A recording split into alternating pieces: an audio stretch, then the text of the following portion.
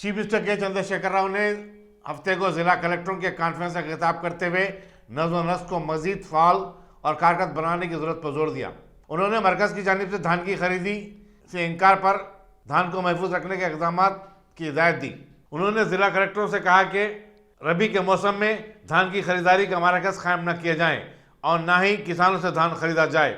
उन्होंने कलेक्टरों से कहा कि वो खुद किसानों से जाकर मरकज के इकदाम से वाकिफ करवाएं और बताया कि मरकज धान नहीं खरीद रहा है, जिसकी वजह से वो इसकी फसल के मुखालिफ हैं। चीफ मिनिस्टर ने दलित बंधु स्कीम, कोरोना वायरस की नई शक्ल, ओमिक्रॉन से निपटने जैसे उमूर पर तफसीली तबादला ख्याल करते हुए ज़रूरी हिदायत दी। उन्होंने कहा कि आवाम की फलाह बहबूद की शुरू करदा स्कीमों को उसके मुस्तकीम तक पहुँचाया जाए। चीफ मिनिस्टर ने बताया कि रियासत में नई सनतों के क़याम के लिए मुल्क के नामवर सनतकार ही नहीं बल्कि बैरूनी सरमायाकार भी हैदराबाद का रुख कर रहे हैं। कॉन्फ्रेंस में रियासती वज़रा, चीफ सेक्रेटरी सोमेश कुमार और तमाम मुकम्मजात के प्रिंसिपल सेक्रेटरी शरीक थे। सुप्रीम कोर्ट के चीफ जस्टिस एनवी रमना ने नानकराम गोड़ा के फिनिक्स वी के टावर में सालसी मरकज का इफ्तिताह किया, जहां अदालत में ज़ेर दौरान मुकदमात को बातचीत के जरिए हल करने की कोशिश की जाएगी।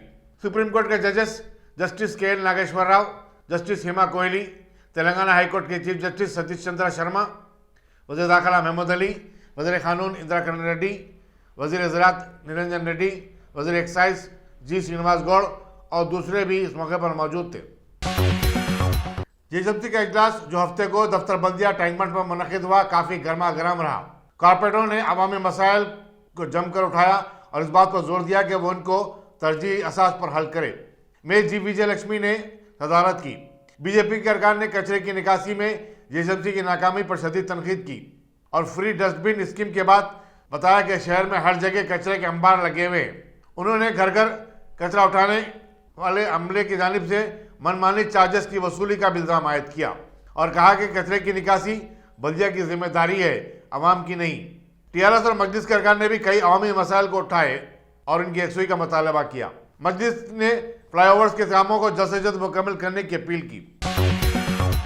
तेलंगाना के वजीर म्यूनसिपल एडमिनिस्ट्रेशन के.टी. रामाराव ने फिर एक बार सिकंदराबाद कंटोनमेंट इलाके की सड़कें आवाम के लिए बंद कर दिए जाने का मसला उठाया।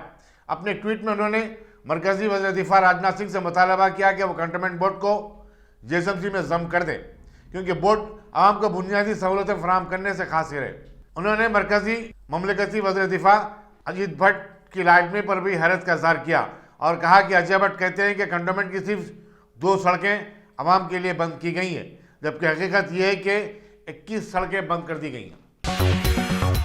हिंदू जागृति की शिकायत पर बेंगलुरु में कॉमेडियन मुनव्वर फारूकी और कुणाल कामरा के शोज की मनसूखी के बाद अब रियासती वजीर म्यूनसिपल एडमिनिस्ट्रेशन के.टी. रामाराव ने कहा कि दोनों कॉमेडियन उनकी रियासत में कहीं भी अपने शोज मुनक़िद कर सकते हैं। हैदराबाद में उनका खैर मकदम किया जाएगा। एक तकरीब से खिताब करते हुए के.टी. रामाराव ने कहा कि हैदराबाद एक कॉस्मोपॉलिटन शहर है और स्टैंड अप कॉमेडी करने वालों को खुली दावत देते हैं। उन्होंने मजीद कहा कि कॉमेडियन के लतीफ़ों को सीरियस नहीं लेना चाहिए और सियासतदानों में बर्दाश्त का मादा होना चाहिए। महंगाई के खिलाफ आवाज़ उठाते हुए तेलंगाना प्रदेश कांग्रेस कमेटी के सदर और रुकने पार्लियामेंट रेवंत रेड्डी ने चेवेडला में 10 किलोमीटर की पदयात्रा की। बादियाजा उन्होंने एक बड़े जलसेआम से खिताब करते हुए बीजेपी हटाओ, महंगाई हटाओ का नारा लगाया।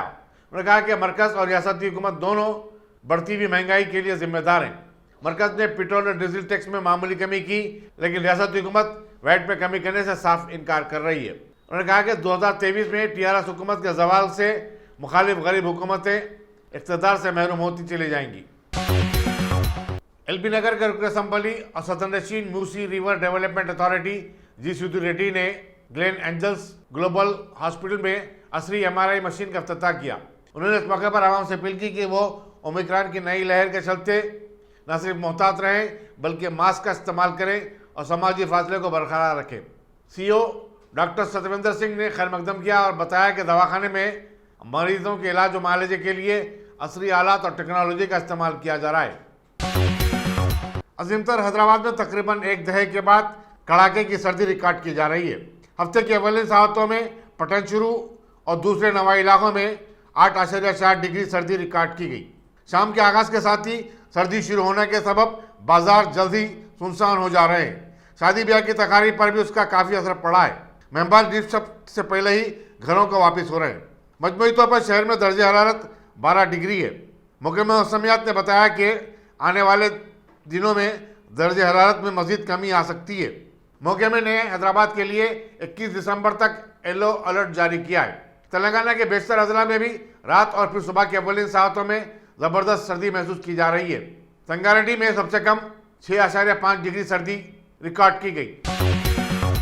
चीफ मिनिस्टर के चंद्रशेखर राव की सरकारी रिहायशगाह प्रगति भवन के पास हफ्ते की दोपहर उस वक्त सनसनी की लहर दौड़ गई जब एक खानदान के 5 अरकान ने अराजी के तनाज़े को लेकर खुदसूसी की कोशिश की। पुलिस ने बताया कि ड्यूटी पर मौजूद अहलकारों ने उन पर काबू पाया और उनकी इस कोशिश को नाकाम बना दिया। इन तमाम को बादशाह पंजागुट्टा पुलिस स्टेशन को मुंतकिल कर दिया गया। जिले रंगारेड्डी के इब्राहिमपट्टनम से ताल्लुक़ रखने वाला ये खानदान अराजी के तनाज़े को लेकर परेशान था और उसके हल के लिए प्रगति भवन में अहदेदारों से बातचीत करना चाहता था। बानी जामिया निज़ामिया हज़रत अनवरुल्लाह फारूकी रहमतुल्लाह अलैह के 150वें उर्स तकारीब के लिए, जिसका 2 जनवरी से आगाज़ हो रहा है, शाहमीनार के मजलिस रुकन असम्बली मुमताज़ अहमद खान ने जामिया निज़ामिया शिबलीगंज पहुँचकर इंतजाम का जायज़ा लिया। उन्होंने जामिया और अंदरुल जामिया वाक़ दरगाह की आगपाशी और दरकार तामीरी कामों को जल्द से जल्द मुकम्मल करवाने का तयक़ुन दिया। इस मौके पर शेखुल जामिया मुफ्ती खलील अहमद, मौलाना नेमतुल्लाह कादरी, मौलाना शेख महबूब, मौलाना मोहम्मद इम्तियाज़ अहमद और दूसरे भी मौजूद थे। शाहमीनार के मजलिस रुकन असम्बली मुमताज़ अहमद खान ने हुसैन आलम गवर्नमेंट गर्ल्स जूनियर कॉलेज का अचानक मायना किया और वहाँ तालिबात को दरपेश मुश्किलात का जायज़ा लिया।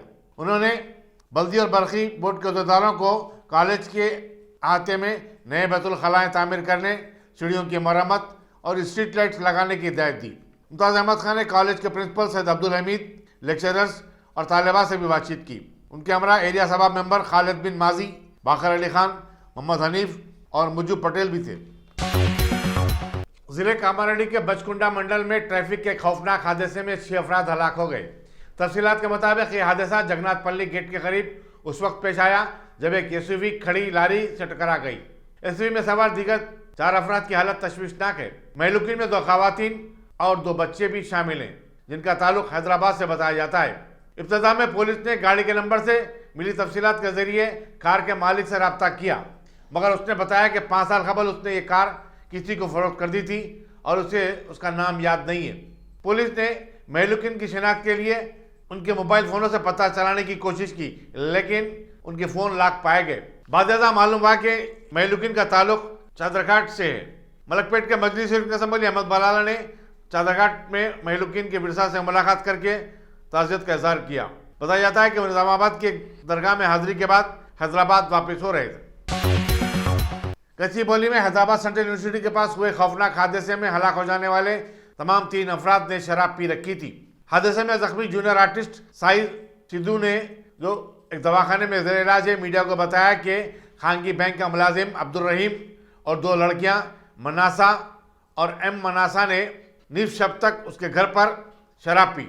उसके बाद दोनों लड़कियों ने चाय पीने की ख्वाहिश जाहिर की, जिस पर वो सब चाय पीने के लिए लिंगमपल्ली के लिए रवाना हुए।